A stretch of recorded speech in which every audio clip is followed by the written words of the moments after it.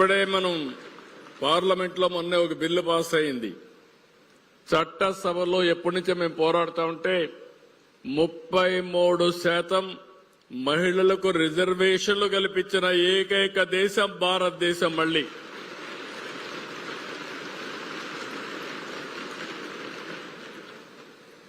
America లాంటి దేశం మీరు గుర్తుపెట్టుకుంటే అక్కడ ప్రెసిడెంట్ ఎప్పుడూ మహిళ కాల. అలాంటిది భారతదేశంలో ప్రైమ్ మినిస్టర్లు అయ్యారు, మంత్రులు అయ్యారు, ప్రెసిడెంట్లు అయ్యారు.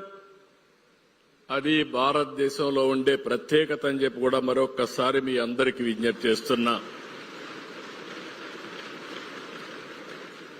ఒక మాటలో చెప్పాలంటే ఇది ఒక వజ్రాయుధం మనందరికీ. ఏదైతే ఓటు హక్కు ఉందో దీనివల్ల ప్రభుత్వాలను మార్చొచ్చు, మన భవిష్యత్తుని మనం రూపకల్పన చేసుకునే అవకాశం వస్తుంది. The spirit of the Constitution is to provide equality, status and opportunity to every citizen అనే సిద్ధాంతంతో రాజ్యాంగాన్ని రాశారు. దాని బ్యూటీ మీరు చూస్తే ప్రధానమంత్రి గారు చాలాసార్లు చెప్పారు.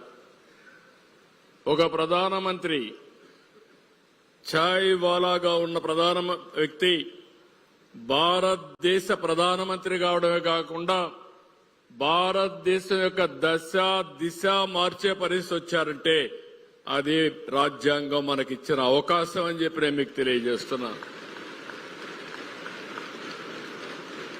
ఒక మామూలు వ్యక్తి అబ్దుల్ కలాం, కనీసం ఆయన వర్షం వస్తే ఏం చేయాలనో తెలియకుండా చెప్పులుంటే అవి పైన పెట్టుకొని తడవకుండా పోయిన సందర్భం. అంటే పేదరికానికి ప్రతిబింబం ఇది. ఆయన చాలాసార్లు చెప్పాడు, తినడానికి కూడా తిండి లేకపోతే పట్టుదలతో ముందుకు పోతూ నాన్ వెజ్ కూడా మానేశానని.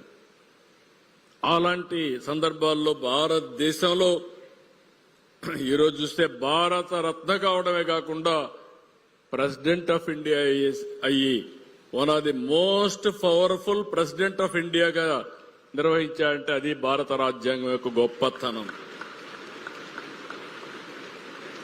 ఇప్పుడే మీరు చూస్తే ద్రౌపది ముర్ము ప్రస్తుత రాష్ట్రపతి ఒక గిరిజన మహిళ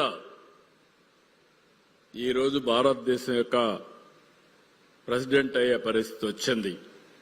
నేను కూడా ఒక సాధారణ కుటుంబంలో పుట్టి 4వ ముఖ్యమంత్రి అయ్యానంటే అది రాజ్యాంగం మనకందరికి ఇచ్చిన అవకాశం అని చెప్పి మరొక్కసారి మీ అందరికీ తెలియజేస్తున్నా.